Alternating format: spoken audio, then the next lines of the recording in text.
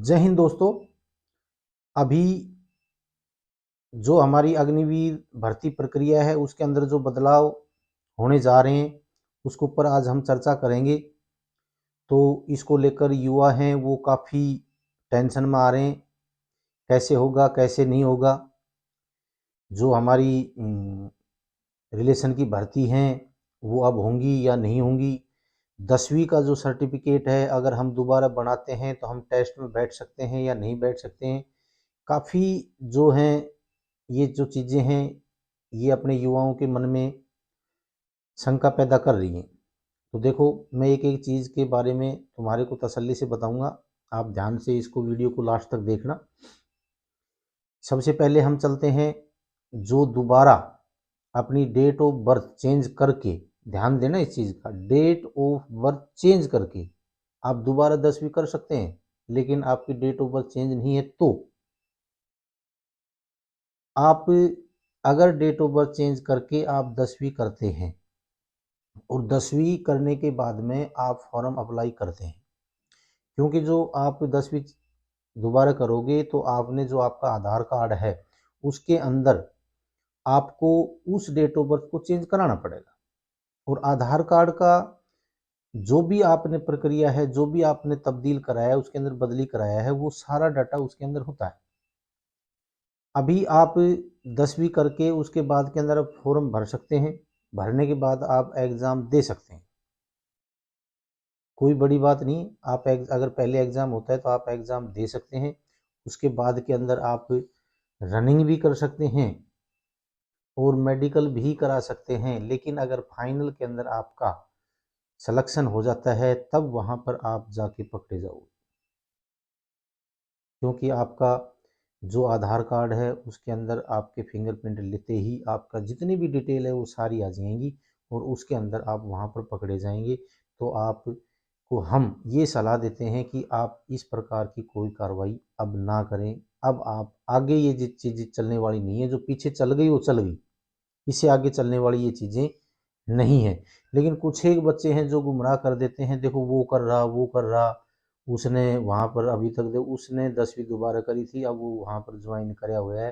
तो इस चीज़ के चक्कर में आपको नहीं आना है।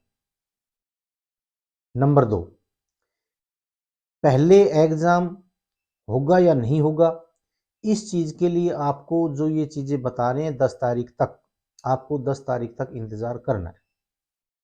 10 तारीख के बाद में सारी स्थिति साफ हो जाएगी और आपको उसके बाद में ही डिसीजन लेना है कि आपने क्या करना है और क्या नहीं करना है। अभी आगे आपकी जो सिस्टम है, आपने भाग दौड़ भाग, उसके बाद पढ़ाई, ये सारी चीज़ें एक साथ लगभग आपको करनी पड़ेंगी और इस प्रकार की एकेडमी आपको बिल्कुल ढूंढनी पड़ेंगी और उसी के अंदर आपको एडमिशन लेना पड़ेगा। तीसरी बात, जो एज है, एज के अंदर अभी तक किसी प्रकार का कोई वो नहीं आया है। हो सकता है कि आपकी एज 1 अक्टूबर की बजाय 1 अप्रैल भी रखी जा सकती है, क्योंकि भर्ती प्रक्रिया है अगर साल के अंदर 2 बार होती हैं तो एक ही डेट ऑफ बर्थ के ऊपर दोनों भर्ती प्रक्रिया करने का कोई मतलब नहीं निकलता है।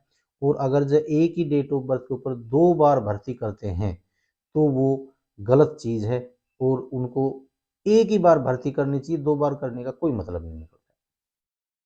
तो इसलिए शायद आप थोड़ा सा इंतज़ार करो। शायद आपकी जो डेट ऑफ बर्थ है वो 1 अप्रैल से लागू हो।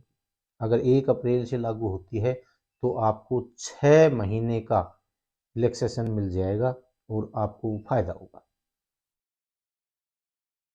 नंबर 4 बात कि हमारी, अगर पहले, अभी काफ़ी अफवाहें उड़ रही हैं कि पहले अगर एग्ज़ाम होता है तो रिलेशन यानी कि सेंटरों के अंदर जो रिलेशन की भर्तियां हैं वो ख़त्म हो जाएंगी। उसके बाद सेंटर का अंदर कोई मतलब नहीं रहेगा और वहाँ पर भर्तियां नहीं होंगी। देखो, मैं आपको ये बताना चाह रहा हूँ, रिलेशन की भर्ती है वो ख़त्म नहीं होगी, नहीं होगी। दूसरी बात ये है कि जो लैब हैं, कंप्यूटर जो लैब हैं, वो सेंटरों में तो है ही है। और अभी जो बच्चे हैं वो ये भी कह रहे हैं कि हमारा जो एग्ज़ाम है वो सिविल लैब के अंदर होगा या फौज की लैब के अंदर ही होगा। अभी देखो, चाहे आपका सिविल लैब के अंदर हो, चाहे आपका फौजी लैब के अंदर हो, लेकिन फौज एक ऐसी संस्था है जो सारा काम अपने अंडर करेगी। किसी भी चीज़ को अंदर फौज अपना जो एरिया है उसके अंदर नहीं आने देगी, चाहे वो पुलिस हो, चाहे वो टीचर हो, चाहे कोई भी। अगर सिविल के अंदर भी करती है तो लैब फौज के अंडर रहेगी, उसके अंदर कोई भी पर नहीं मार सकता, ये आप ध्यान दे लेना। वैसे तो कोशिश ये करी जाएगी फौज की तरफ से कि जितने भी कंटोनमेंट एरिया है वहाँ के ऊपर जो लैब है या जो सेंटर हैं वहाँ पर जो लैब है, कंप्यूटर लैब है, उन्हीं के अंदर इनका एग्ज़ाम कराया जाएगा। क्योंकि जैसे दिल्ली है, दिल्ली के अंदर अपने जो आर्मी पब्लिक स्कूल काफ़ी हैं और वहाँ पर कंप्यूटर लैब भी हैं। तो हो सकता है कि जो अपना दिल्ली आईआरओ का है और जो अपना दिल्ली सेंटर है जो राजरीफ का है, इनका जो एग्ज़ाम हो वो दिल्ली के अंदर ही, जो आर्मी पब्लिक स्कूल है वो और जो अपना सेंटर है राजरीफ का वो, उसके अंदर हमारा जो आर्मी का सिस्टम है उसी के अंदर आपका एग्ज़ाम हो। दूसरा, जैसे हरियाणा है, हरियाणा के अम्बाला भी है, कंटोनमेंट एरिया है, और हिसार भी कंटोनमेंट एरिया है। तो इसके अंदर कंप्यूटर लैब आपको मिलेंगी। बहुत बड़ा कंटोनमेंट एरिया है, छोटी चीज़ नहीं है वहाँ पर। तो वहाँ पर हरियाणा वालों का या हिमाचल वालों को, हिमाचल के अंदर भी है फौज, हिमाचल में कम थोड़ी है फौज, पंजाब के अंदर भी काफ़ी फौज है। तो जहाँ कंटोनमेंट एरिया है आपका जो एग्ज़ाम है वहीं पर होने की पूरी पूरी संभावना है, बाहर होने की कम चांस है। और बाकी पूरी स्थिति है वो आपकी 10 तारीख के बाद के अंदर धीरे धीरे आपके सामने आने लग जाएगी। और इस पे आपको ज़्यादा घबराने की ज़रूरत नहीं है।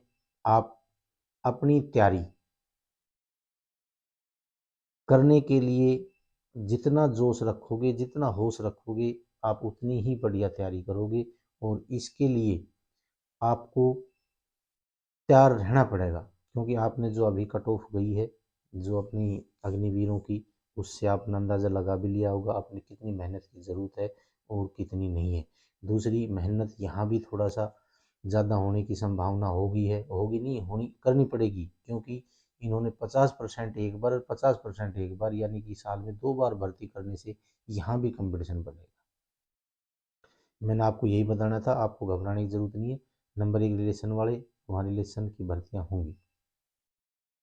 आप इस चीज़ से बिल्कुल भी ये मत सोचो कि भाई हमारी भर्तियाँ वहाँ होंगी कि नहीं होंगी, रिलेशन की भर्तियाँ होंगी। मैंने यही बताना था आपको। जय हिंद, जय भारत।